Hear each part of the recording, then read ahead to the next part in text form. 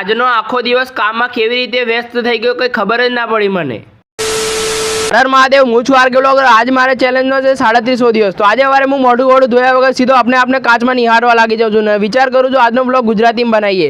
ભાઈ હું આજે મોઢું ધોયા વગર સીધો ચા પીવા બે ગયો। ચા પીને તરત હું નહીં ધોઈને તૈયાર થઈને નીકળી જાઉં છું મારા કાકાની એક્ટિવા લઈને મંદિર જવા માટે, કેમ કે આજે સોમવાર હતો એટલે મંદિર દર્શન કરવા જવું જરૂરી છે। એટલે ભાઈ મેં ફટાફટ મહાદેવજીના ત્યાં દર્શન કરીને અચાનક કેમેરો ચાલુ કર્યો તો મહાદેવજી વિચાર કરતા હશે એટલે આવા સસ્તા બ્લોગર ક્યાંથી આવે છે, ડાયરેક્ટ આવીને વિડીયો ચાલુ કરી દે છે। ભાઈ હું નીકળી ગયો સીધો મંદિરમાંથી મારા દુકાને જવા માટે।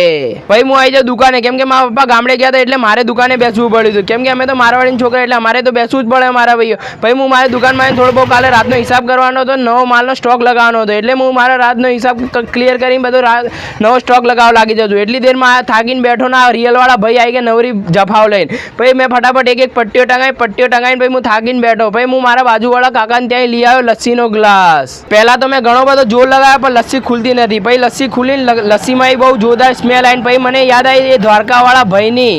આવો ભાઈ, કાલે બેનો ધોળો દહીં black buffalo were nice butter milk ice.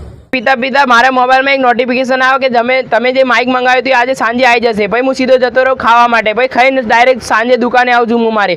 જેવો દુકાને પહોંચ્યો એવા મને મારા કાકા ડિલેક્સ પાન ગલ્લા ઉપર મને ચા લેવા મોકલી દે છે। ભાઈ હું ચા લઈને મારી દુકાને ચાની ચુસ્કી લેતા મને પાર્સલવાળા ભાઈનો ફોન આવે કે તમારું પાર્સલ આવી ગયું છે। ભાઈ મેં મારો પાર્સલ અનબોક્સિંગ કરીને મેં જોયું અંદર માઇક તો બહુ ખતરનાક હતું યાર, મેં તો આપણું માઇક પહેલી વખત જોયું હતું। મને કમેન્ટ કરીને જરૂર બતાવજો મારો વિડીયો કેવો લાગ્યો અને મને ફોલો અને સબસ્ક્રાઈબ કરવાનું ભૂલતા નહીં નવો બ્લોગ માટે। તો જલ્દી મને લાઈક એન્ડ સબસ્ક્રાઈબ કરો અને વિડીયો શેર કરો।